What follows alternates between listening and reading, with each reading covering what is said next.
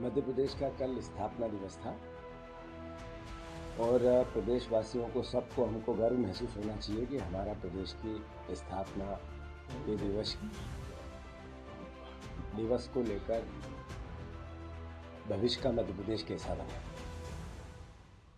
कल अखबार रंगे पड़े हैं, मीडिया मैनेजमेंट बहुत अच्छा हुआ है और आदरणीय मुख्यमंत्री जी ने 25 साल के मध्य प्रदेश के विजन की बात की है। 22 साल की हमारी सरकार है, भारतीय जनता पार्टी की ही सरकार है। जिस तरीके का मध्य प्रदेश है उसका उमा भारती जी ने कल एक चैनल पर बखान किया। वो भी पूर्व मुख्यमंत्री हैं। उन्होंने मध्य प्रदेश की आर्थिक स्थिति को लेकर इस सरकार को क्रिटिसाइज किया। लगभग 5 लाख करोड़ के कर्ज में हम लोग, लगभग 75% बच्चे बेरोजगार हैं। कानून व्यवस्था मध्य प्रदेश की हमारे मुख्यमंत्री और गृह मंत्री के नेतृत्व में जीरो है। पुलिस वालों की हत्याएं, पुलिस वालों पे हमला, भारतीय जनता पार्टी के नेता, भारतीय जनता पार्टी के कार्यकर्ता, उनके सांसद का व्यवहार जनता से। गणेश सिंह जी ने कल एक कुशवाहा समाज के व्यक्ति को चांटा मार दिया इसलिए कि वो गरीब था। क्या भारतीय जनता पार्टी की सरकार का यही असली चेहरा है? मुख्यमंत्री जी, आपको प्रदेश को विजन 25 साल का देना चाहिए। उससे पहले सिर्फ 25 दिन का एक विजन है, करप्शन से निजात पाने के लिए प्रयास।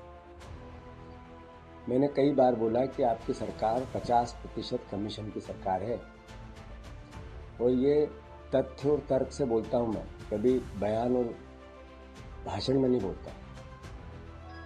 कितना दुख होता है तब जब हमारे मुख्यमंत्री ने, हमारी सरकार ने नशे से 17,000 करोड़ रुपए का लक्ष्य रखा है कि हम शराब बेच के ये रेवेन्यू इकट्ठा करेंगे। मैसेज क्या है कि पूरे प्रदेश को नशेड़ी बनाएंगे। एक एग्जाम ऐसी जो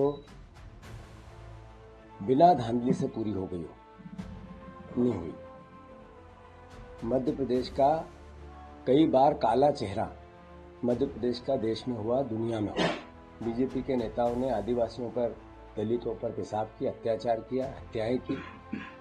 सबसे बड़ा इस प्रदेश के सामने जो चिंता का विषय है वो है कि बाबा साहब अम्बेडकर के खिलाफ भारतीय जनता पार्टी आई, उनके विचारों को समाप्त करना चाहती है। 25 साल के विजन में आदरणीय मोहन यादव ने इसको भी संलग्न रखा है।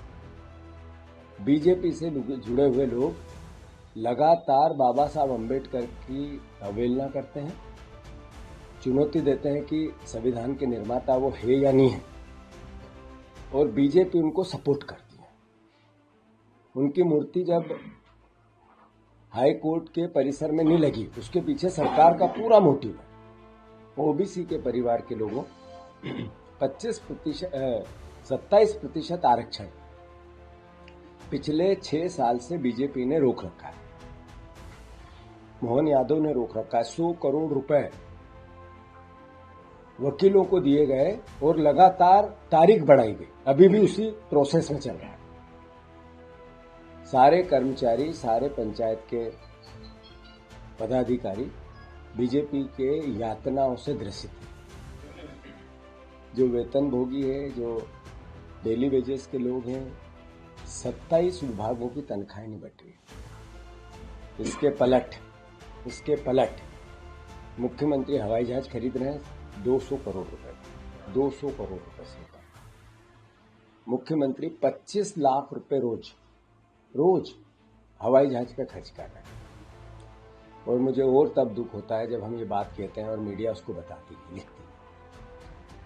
मैं स्पेसिफिक कोई मीडिया का नाम नहीं लेना चाहता, पर यह एहसास आप लोगों को होना चाहिए कि आप लोकतंत्र के साथ किस तरीके का एक तरह से असहयोग कर रहे हैं, विपक्ष के साथ असहयोग कर रहे हैं। हम लगातार, जब मैं ये कहता हूं कि एक भी मंत्री ईमानदार नहीं है, तो ये अखबार में क्यों नहीं आता कि एक मंत्री जवाब दो इसका?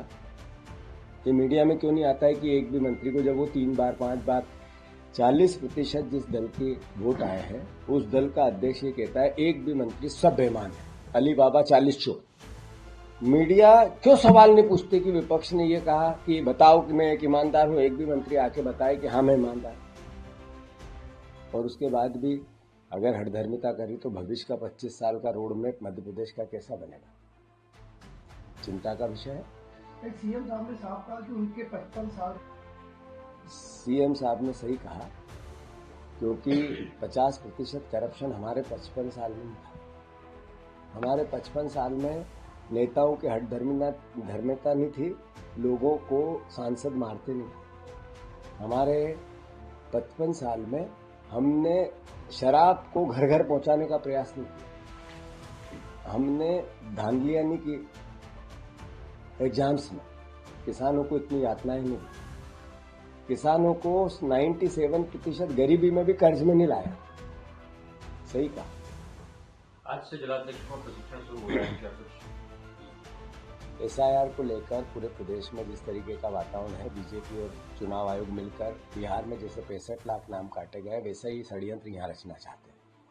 तो उसको लेकर पार्टी को किस तरीके से आगे मंथन करना चाहिए, किस तरीके से अपना पूरा नेटवर्क बनाना चाहिए, सब ऐसी कई बौद्धिक बातें हैं, कई ऐतिहासिक बातें हैं, आज के मध्य प्रदेश की बातें हैं, भविष्य के मध्य प्रदेश की बातें हैं, पार्टी के विचार की बातें हैं, पार्टी के विचार को घर घर ले जाने की बातें हैं, देश के लिए कांग्रेस पार्टी के योगदान की बात है, भविष्य के योगदान की बात है, जो इतिहास चला गया उसके योगदान की बात है। मैं समझता हूं कि हमारे अध्यक्षों को अब लगातार चुनावी पीछे रहने में हमें नए प्रोसेस से काम करना पड़ेगा, उसके लिए लैस होना पड़ेगा, मानसिक रूप से, वैचारिक रूप से और कार्यशैली के रूप से।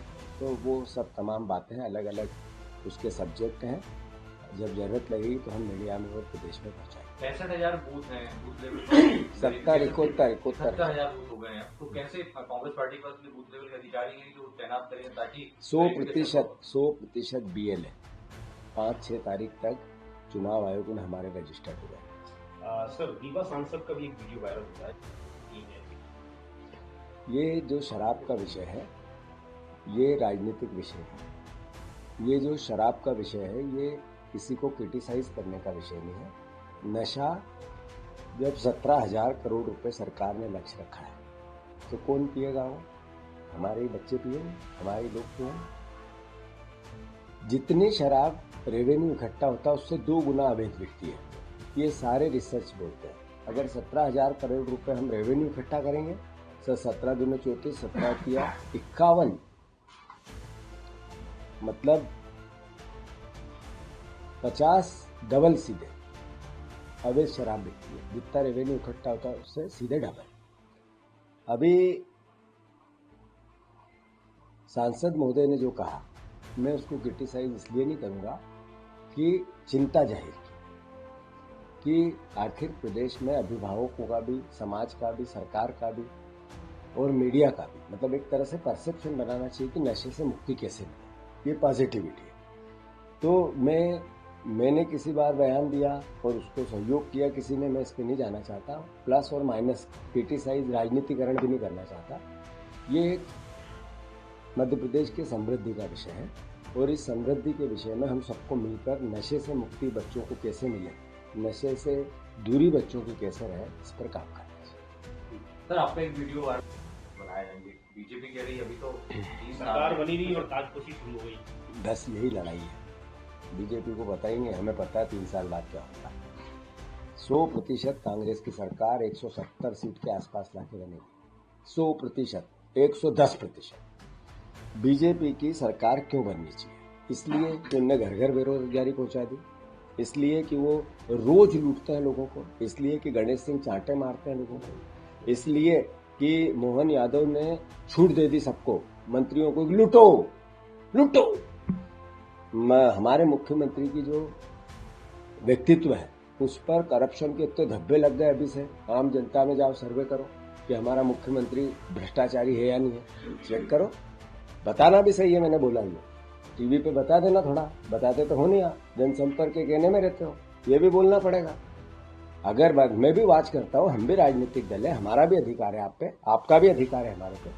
तो जो हम बोलते हैं वो जरा बताओ। मैं जाओ सारे मीडिया जगत को आग्रह करना चाहता हूँ, एक सर्वे करके बताओ सरकार भ्रष्टाचारी है कि नहीं।